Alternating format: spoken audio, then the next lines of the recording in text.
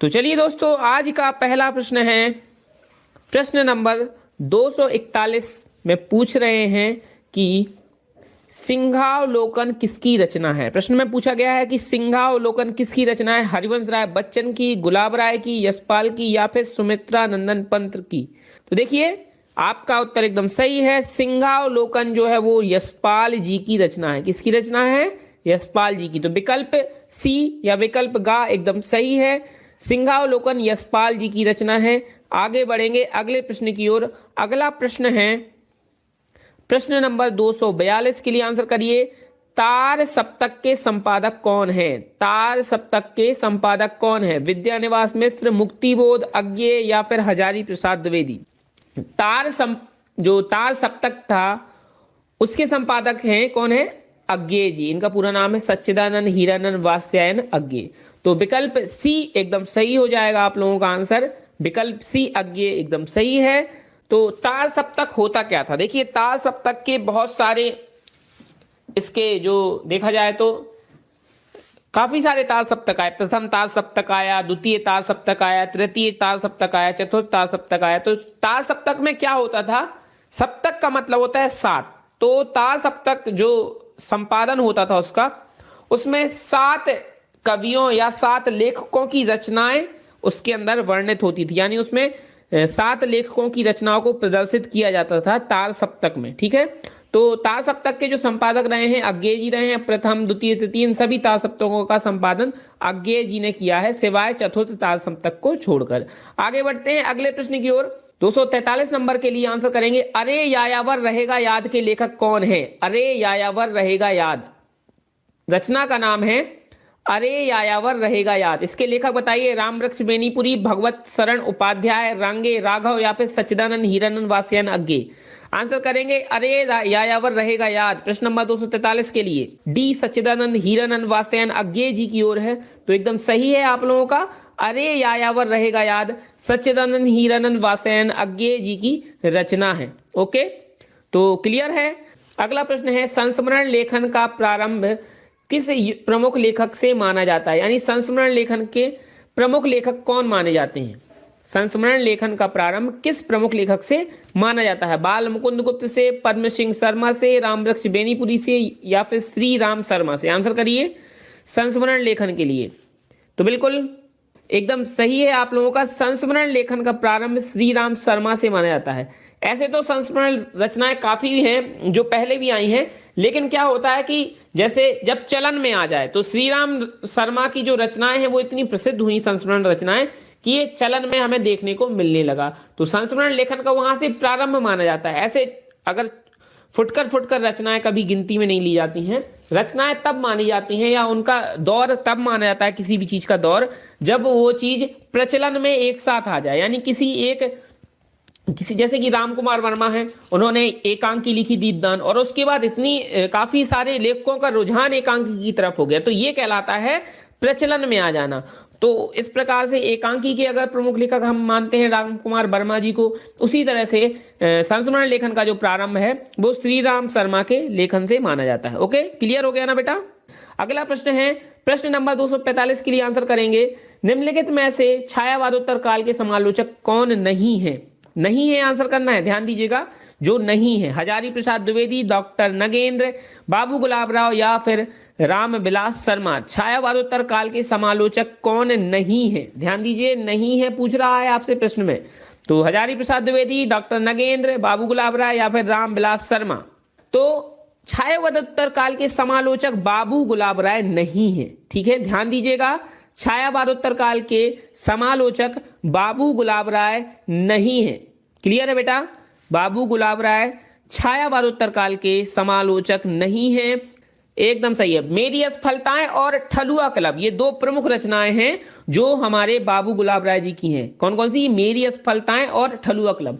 और देखिए यहां पर छायावादोत्तर काल के समालोचक बाबू गुलाब राय नहीं है। बाकी के जो तीनों दिए हैं ना, हजारी प्रसाद द्विवेदी, डॉक्टर नगेंद्र, रामविलास शर्मा, ये तीनों ही जो हमारे रचनाकार हैं वो छायावादोत्तर काल से संबंधित है। तो क्लियर है, जो तीनों ही रचनाकार हैं वो छायावादोत्तर काल से संबंधित हैं, सिवाय बाबू गुलाब राय जी के। तो बाबू गुलाब राय हमारा सही आंसर है, क्योंकि वहां पर नहीं पूछ रहा था। ओके, ठलुआ क्लब और मेरी असफलताएं, ये दो रचनाएं याद रखिएगा।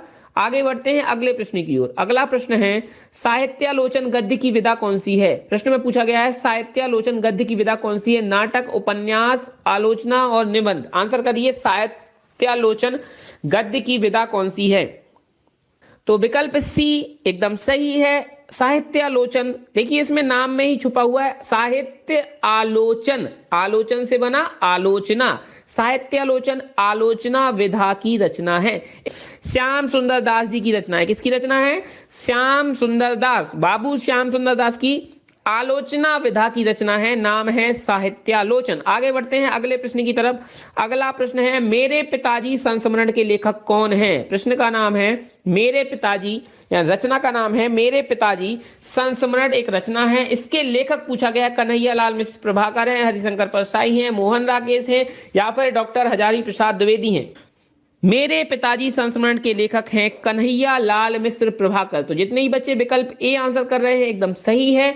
मेरे पिताजी संस्मरण के लेखक हैं कन्हैया लाल मिश्र प्रभाकर। याद रखिएगा, प्रश्न अगर पेपर में इस तरह से पूछे कि मेरे पिताजी किस गद्य विधा की रचना है, तो याद रखिए यह एक संस्मरण रचना है। कौन सी रचना है? संस्मरण रचना है। तो ये भी मत आप, मतलब अगर कोई भी आप रचना या कुछ भी पढ़ते हैं तो ध्यान दिया करिए कि उसमें इसके अलावा भी क्या पूछा जा रहा है। संस्मरण भी बताया है कि मेरे पिताजी संस्मरण रचना है, तो हो सकता है इस बार पेपर में यह प्रश्न पूछ लिया जाए कि मेरे पिताजी किस विधा की रचना है, तो संस्मरण विधा की रचना है। ओके, आगे बढ़ते हैं अगले प्रश्न की ओर। द मैडमैन का पगला नाम से हिंदी में अनुवाद किसने किया है। देखिए एक कोई रचना थी, उसका नाम था द मैडमैन, ये इंग्लिश की रचना थी। उस रचना को ही हिंदी में अनुवाद किया गया और उसका नाम दिया गया पगला। तो इसका अनुवाद किसने किया है? वासुदेव शरण अग्रवाल ने, राय कृष्ण दास ने, डॉक्टर संपूर्णानंद ने, या फिर प्रोफेसर जी सुंदर रेड्डी ने। आंसर करिए द मैडमैन का पगला नाम से हिंदी में अनुवाद किसने किया है। द मैडमैन का पगला नाम से हिंदी में अनुवाद किया है राय कृष्णदास जी ने। किसने किया है? राय कृष्णदास जी ने हिंदी में अनुवाद किया है द मैडमैन नामक रचना का, और इसको नाम दिया है पगला नाम से। ठीक है, क्लियर है। आगे बढ़ते हैं अगले प्रश्न की ओर। अगला हमारा प्रश्न है, अगले प्रश्न की ओर हम चल रहे हैं। प्रश्न पूछ रहा है कि भारतेंदु युग की पत्रिका नहीं है। वाह, क्या प्रश्न इन्होंने पूछा है। इस तरह के प्रश्न अच्छे लगते हैं। भारतेंदु युग की पत्रिका नहीं है। अब हम इस प्रश्न में सारी की सारी बातें डिस्कस करने वाले हैं। तो जितने बच्चे अब सी के लिए आंसर कर रहे हैं, बहुत अच्छी बात है। देवराजार्या, ये भी हमारे नए बच्चे हैं, कोई जितेंद्र कुमार तो क्लियर है, भारतेंदु युग की पत्रिका नहीं है। कौन सी पत्रिका नहीं? सरस्वती पत्रिका। तो किस युग की पत्रिका है? इसके जो संपादक हैं वो कौन है? आनंद कादम्बनी के संपादक, हरिश्चंद्र चंद्रिका के संपादक, ब्राह्मण पत्रिका के संपादक। मुझे सारे के सारे कमेंट चाहिए आप लोगों से, क्योंकि ये मैं पढ़ा चुका हूं। तो जल्दी से कमेंट करिए आप लोग, इन सभी पत्रिकाओं के जो संपादक हैं उनके नाम जल्दी से कमेंट करिए। और क्लियर है कि आनंद कादम्बनी, हरिश्चंद्र चंद्रिका और ब्राह्मण, ये तीनों ही पत्रिकाएं भारतेंदु युग की हैं। कल की और परसों की क्लास में हमने ये बात डिस्कस की हुई है। कवि वचन सुधा के, हरिश्चंद्र मैगजीन की, ये मैंने काफी सारी रचनाएं बताई थी जिनके संपादक भारतेंदु हरिश्चंद्र जी हैं। सरस्वती के महावीर प्रसाद द्विवेदी हैं। क्लियर है। इसके अलावा बताइए ब्राह्मण पत्रिका के, बिल्कुल ब्राह्मण पत्रिका के प्रताप नारायण मिश्र जी हैं। बिल्कुल। आनंद कादम्बनी के संपादक हैं बद्री नारायण चौधरी प्रेमघन। तो लगभग सभी गद्य की किस विधा में काल्पनिक प्रसंगों का स्थान नहीं है। प्रश्न में बोला गया है कि गद्य की किस विधा में काल्पनिक प्रसंगों का स्थान नहीं, यानी कि उन प्रसंगों का स्थान नहीं जहां पर कल्पना की जाए, कहानी में, उपन्यास में, नाटक में, या फिर आत्मकथा में।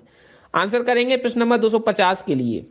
गद्य की किस विधा में काल्पनिक प्रसंगों का स्थान नहीं है? उसका आंसर है आत्मकथा। किसमें? आत्मकथा में काल्पनिक प्रसंगों का कोई स्थान नहीं होता। अब देखिए मैं बताता हूं क्यों नहीं होता है।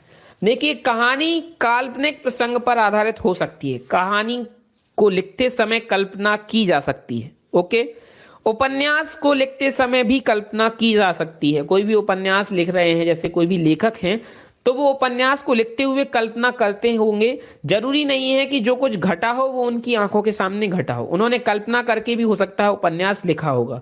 साथ ही साथ नाटक में भी कल्पना करके लिखा जाता है नाटक को। बट जो आत्मकथा होती है, आत्मकथा का मतलब है स्वयं की कथा, आत्म मतलब स्वयं की और कथा मतलब कथा।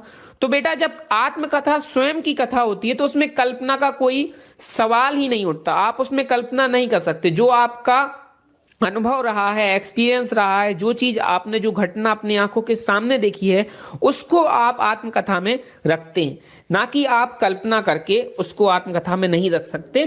कहानी, उपन्यास और नाटक तीनों ही जो विधाएं हैं उसमें काल्पनिक प्रसंगों का स्थान होता है, लेकिन आत्मकथा में नहीं होता है, क्योंकि आत्मकथा होती है स्वयं की कथा, स्वयं के सामने घटित हुई किसी कथा का वर्णन करना ही आत्मकथा कहलाता है। बिल्कुल ऑटोबायोग्राफी बोलते हैं। Okay, clear. आगे बढ़ते हैं अगले प्रश्न की ओर। दिनकर के पत्र का प्रकाशन वर्ष क्या है? 1981 में दिनकर के पत्र का प्रकाशन किया गया। 1981 में दिनकर के पत्र का प्रकाशन किया गया है, यानी कि दिनकर के पत्र का प्रकाशन वर्ष क्या है? 1981 है। जितने ही बच्चे हमारे विकल्प डी की ओर आंसर कर रहे हैं, एकदम सही आंसर है उन लोग। ओके, आगे बढ़ते हैं। निम्नलिखित में से कौन सी रचना यात्रा वृतांत है? कौन सी रचना यात्रा वृतांत है? आंसर करिए प्रश्न नंबर 252 के लिए। स्मृति लेखा, नीलम देश की राजकन्या, आवारा मसीह या फिर आखिरी चट्टान? कौन सी रचना है जो यात्रा वृतांत है? बिल्कुल। तो ओके, अब मैं आंसर बताता हूं। विकल्प नंबर डी के लिए आंसर जितने लोग कर रहे हैं, आखिरी चट्टान के लिए आंसर कर रहे हैं जितने भी लोग, सभी का बिल्कुल सही है। कौन सी रचना यात्रा वृतांत है? तो आखिरी चट्टान यात्रा वृतांत है मोहन राकेश जी का। किसका? मोहन राकेश जी की यात्रा वृतांत रचना है आखिरी चट्टान। ध्यान दीजिए, अगर किसी को नहीं पता है किसकी रचना है तो नोट कर लीजिएगा, मोहन राकेश जी का यात्रा वृतांत है आखिरी चट्टान। आवारा मसीहा के रचनाकार का नाम बताइए जल्दी से सभी लोग, और नीलम देश की राजकन्या के रचनाकार का नाम भी जल्दी से बताइए। तो देखिए, जो आवारा मसीहा है वो विष्णु प्रभाकर द्वारा लिखी गई एक जीवनी रचना है। किस विधा की रचना है? जीवनी है, तो इसको याद रखिएगा, विष्णु प्रभाकर के द्वारा लिखी गई जीवनी है आवारा मसीहा। अब आंसर करिए, नीलम देश की राजकन्या किसकी रचना है? नीलम देश की राजकन्या किसकी रचना है? और अगर विधा पता है तो विधा भी आंसर कर दीजिए।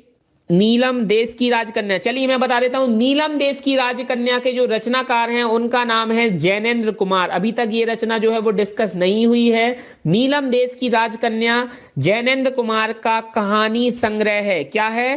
कहानी संग्रह है। आवारा मसीहा है वो विष्णु प्रभाकर द्वारा लिखी गई शरत चंद्र जी की जीवनी है। किसकी जीवनी है? शरत चंद्र जी की जीवनी है आवारा मसीहा, ठीक है, लेकिन रचना की है विष्णु प्रभाकर ने। ओके, तो जीवनी जो होती है वो किसी अन्य व्यक्ति के जीवन पर लिखी गई रचना होती है। आत्मकथा होती है स्वयं के ऊपर लिखी गई रचना। ओके, क्लियर है। तो मैंने बता दिया, नीलम देश की राजकन्या के हैं जैनेन्द्र कुमार जी। जैनेन्द्र कुमार जी के द्वारा लिखा गया कहानी संग्रह है जिसका नाम है नीलम देश की राजकन्या। फिलहाल आपके प्रश्न नंबर 252 का सही आंसर है आखिरी चट्टान। आखिरी चट्टान एक यात्रा वृतांत रचना है मोहन राकेश जी की। आगे बढ़ेंगे अगले प्रश्न की ओर। अगला प्रश्न है 253 के लिए आंसर करिए, अतिचार रचना के संपादक कौन है? प्रश्न पूछ रहा है कि अतिचार रचना के संपादक कौन है? बाल मुकुंद गुप्त है, मुनि जिनी विजय है, किशोरी लाल गोस्वामी है या फिर नाभादास है? आंसर करिए, अतिचार रचना के संपादक। अतिचार रचना के संपादक, तो बिल्कुल अतिचार रचना के संपादक हैं मुनि जन विजय। ये थोड़ा सा अलग रचना है, अभी तक आपको ये रचना रिपीट नहीं हुई है, इसलिए इस रचना को कॉपी में नोट डाउन कर लीजिएगा। तो बिल्कुल अतिचार रचना के संपादक हैं मुनि जिन विजय। आगे बढ़ते हैं अगले प्रश्न की ओर। अगर ये नहीं है पता तो नोट डाउन कर लेना बेटा, मैं बार बार बोल रहा हूं, नोट डाउन कर लेना, कॉपी पेन लेकर बैठा करो और नोट डाउन करते जाया करो। अगला प्रश्न है, मेरी असफलताएं रचना की विधा क्या है? जीवनी है, आत्मकथा है, रेखा चित्र है या संस्मरण है? मेरी असफलताएं क्या है, किस विधा की रचना है और किसकी रचना है? आंसर करेंगे जल्दी से सभी लोग।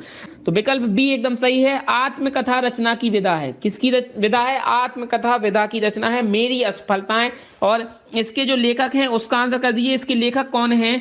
आत्मकथा जो है, बिल्कुल बिल्कुल बिल्कुल बिल्कुल बाबू गुलाब राय की रचना है मेरी असफलताएं। तो आप लोगों का एकदम सही है। आगे बढ़ते हैं अगले प्रश्न की ओर। अगला प्रश्न है, भूले बिसरे चेहरे के रचनाकार कौन है? प्रश्न नंबर 255 के लिए सभी लोग आंसर करिए, भूले बिसरे चेहरे के रचनाकार कौन है? भूले बिसरे चेहरे के रचनाकार तो बिल्कुल विकल्प बी की ओर आंसर आ रहा है सभी लोगों का, कन्हैया लाल मिश्र प्रभाकर। काफी बच्चों ने पहले ही आंसर कर दिया था, एकदम सही है। कन्हैया लाल मिश्र प्रभाकर की रचना है भूले बिसरे चेहरे, विकल्प बी एकदम सही आंसर है।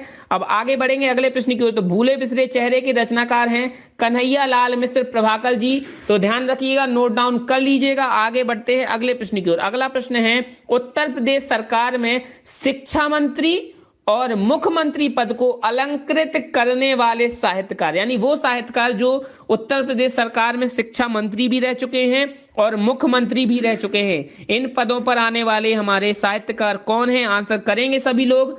तो देखिए डॉक्टर संपूर्णानंद जी जो हैं वो डॉक्टर संपूर्णानंद उत्तर प्रदेश सरकार में शिक्षा मंत्री और मुख्यमंत्री पद पर सुशोभित हो चुके हैं, यानी कि इन्होंने शिक्षा मंत्री और मुख्यमंत्री पद का कार्यभार संभाला हुआ है उत्तर प्रदेश सरकार में। नाम है डॉक्टर संपूर्णानंद। अगर नहीं जानकारी हो तो नोट डाउन कर लीजिएगा।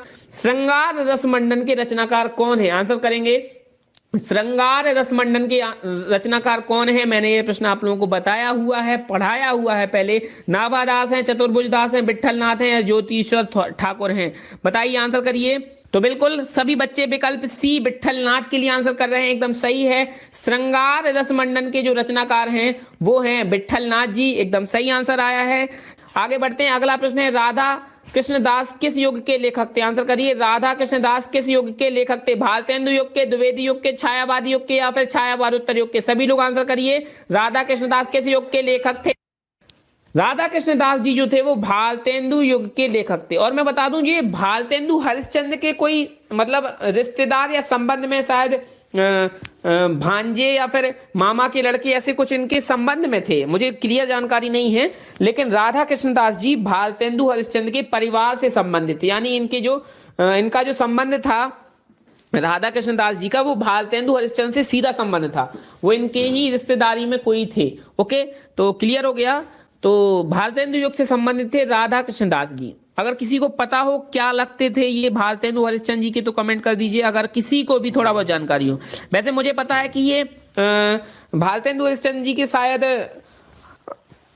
मामा के लड़के लगते थे, शायद ममेरे भाई बोलते ना जिसको, ममेरे भाई।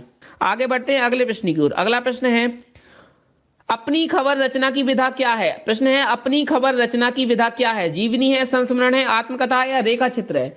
अपनी खबर रचना की विधा क्या है? आंसर करेंगे अपनी खबर रचना की विधा।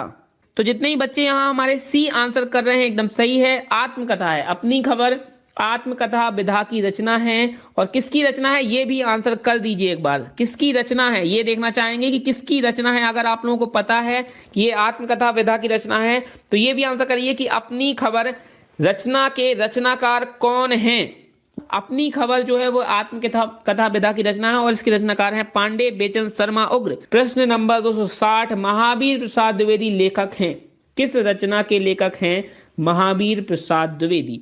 जीवन और दर्शन के, आंखों की थाह के, रसज्ञ रंजन के या फिर तिब्बत यात्रा के? आंसर करिए। कुल रसज्ञ रंजन जो है वो महावीर प्रसाद द्विवेदी जी की रचना है। क्या नाम है? रसज्ञ रंजन। जितने भी बच्चे हमारे विकल्प सी की ओर आंसर कर रहे हैं एकदम सही है।